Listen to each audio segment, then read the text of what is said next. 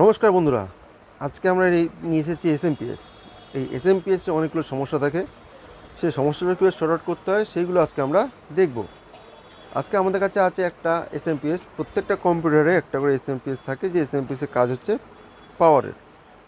আজকে আমরা SMPSটা কীভাবে সর্ট আউট করবো সেটা দিয়ে আজকে আমরা শিখব। আমাদের কাছে আছে একটা আপনার ফক্সিনের SMPS, দেখতে পাচ্ছেন ফক্স SMPS। এই SMPSটার প্রবলেম হচ্ছে পাখা তো ঘুরছে, তবে কোনো ডিসপ্লে আসছে না।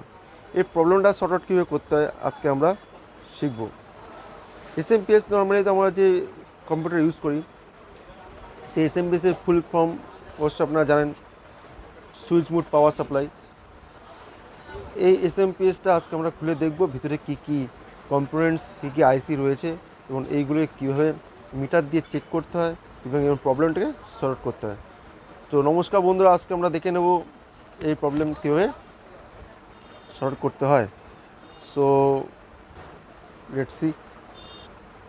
বন্ধুরা, আমরা প্রথমত এই চারটে নাট খুলে নেব। যারা, আমি আগেও বলেছি, এখনও বলছি, যারা বাড়িতে হার্ডওয়্যার শিখছেন বা কোনো যে হার্ডওয়্যার কোর্স করছে, তারা মোটামুটি এই ভিডিওগুলো ফলো করলে অনেকটাই বেসিক নলেজ তারা তৈরি করতে পারবে।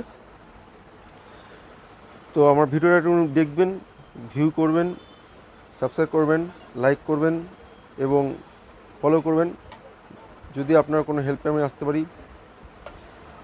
নর্মালি আমরা করে নেবো যে SMPSের এই যে চারটে সুইচ আছে, চারটে সুইচকে আমরা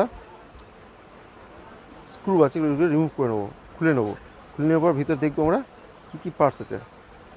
ওকে, নমস্কার বন্ধুরা, ওয়েলকাম মাই চ্যানেল।